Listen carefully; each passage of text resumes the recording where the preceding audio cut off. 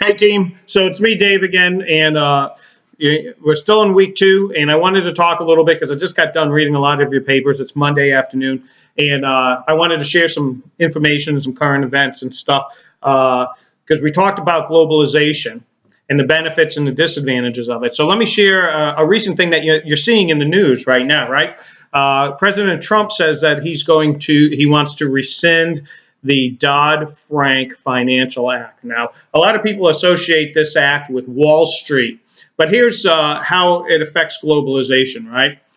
There's a provision in the Dodd-Frank Act that says that financial institutions and manufacturers in the U.S. have to list if there is conflict minerals in their products. So what is conflict minerals and what does it mean?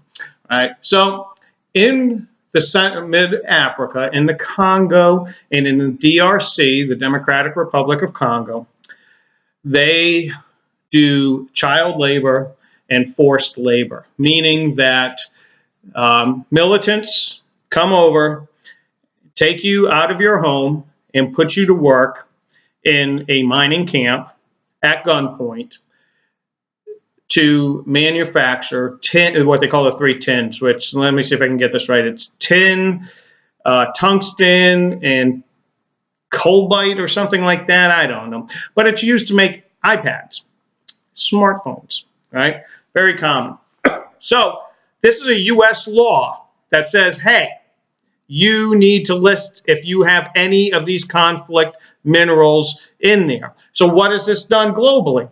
Well, it's really put pressure on the Congo not to do child labor and not to do forced labor. Good, right? Here's what happened. Now, this law was passed in 2010. So in the last 7 years, guess who's moved in to do mining operations? Well, Asia companies. And who does not have the Dodd-Frank Act? China. Who do we get Apple products from? China. So they are doing business in mid-Africa for these minerals, and they don't care about child labor. Well, I'm not saying they don't care, but they don't have this law. So this is one of the downfalls of globalization, is that all countries, not just the companies, they have to play by the same rules, right? So we lost mining there because we were, wrote laws that we believe are ethical, that we believe that's held up to U.S. standards, and other areas that, and countries and companies that are not up to our ethics and standards or don't have the same ethics and standards have moved in and we've lost business. That's a current example. It's on the table right now, and if you watch the news, you might hear about the Trump administration wanting to rescind the Dodd-Frank bill. So, okay, the other thing, terrorist networks, right? Believe me, I talk a lot about this at the Navy War College.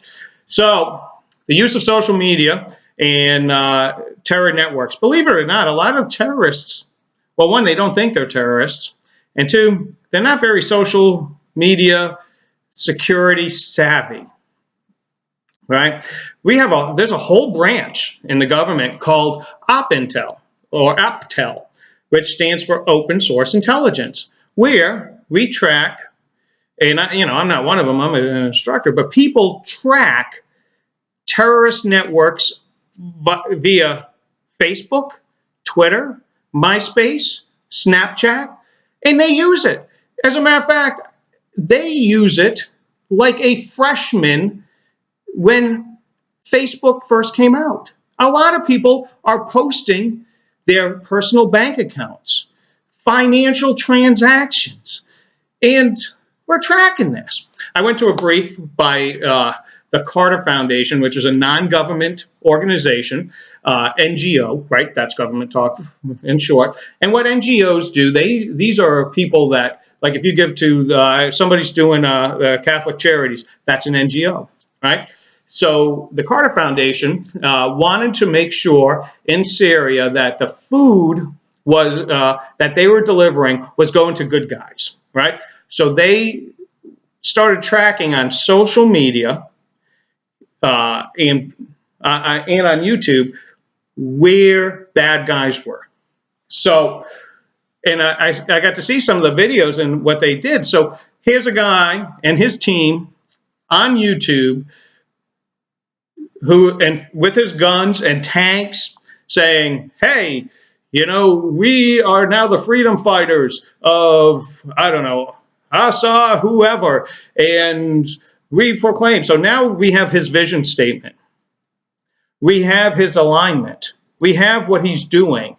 We know a ton of stuff. We're looking at the weapons that they're showing. Oh, now we know your armament. Oh, and you have a couple of buildings behind us? We're going to look on Google Earth and see where those buildings are. Oh, okay. You're in this town in Smyrna. I'll make up a name, right? Oh, and so since you gave your name to say who you are aligned to, let's look up who you're aligned to and your name on Facebook. Oh, lo and behold, you have Facebook accounts, and here's all your friends. Oh, we got that. Oh, so now we know you're changing you're exchanging financial information on Facebook and Twitter because you need donations for your ammo. Oh, we got that. Oh, you just didn't turn off your GPS on your cell phone, which, believe it or not, they have cell phones. Oh, we're tracking you all throughout Syria. This was coming from a non-government organization. This was coming open source from the Carter Foundation just so they could know where to deliver food. It is amazing what people put online. It truly is. So the communication networks with terrorist networks, yeah, they're very, very, how can I say, they can be mature, but most of the time, we're amazed at what they put out. And the reason why terrorism is on the rise, and you hear so much about it online now, is because of the communications there. It used to be 10 years ago, if somebody walked outside of a mosque, wherever, and none of the stuff used to happen in mosques. No matter what you think, what the press says, it didn't happen, right?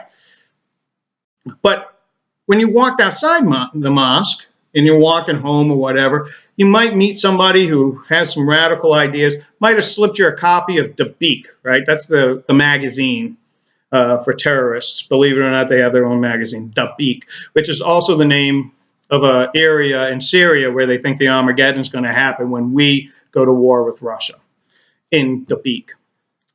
But now it's online. You can search Dabiq and get this terrorist magazine that tells you how to mow people over with a Ford F-150. That's why there's radicalization going on, because you get people with maybe a screw loose or something, or some type of anger issue, and next thing you know, they just find a copy of Dabiq, and they're doing horrible things. So yeah, these communication networks have grown drastically, and almost uncontrollably. They have done a lot of good things, though. For instance, when the Arab Spring in Egypt, and when the President Musharraf there, I think I pronounced his name right, turned off the internet, right? Yeah, within a half hour, people were circulating a program on their cell phone so they could override Twitter in the shutdowns and still communicate to the globe, to the world, what was happening in Egypt. So that's a good example. So yeah, the communication networks are out there. It's not going to shut down. We just have to really develop our critical thinking skills on our sources and why the hidden agenda, if you will.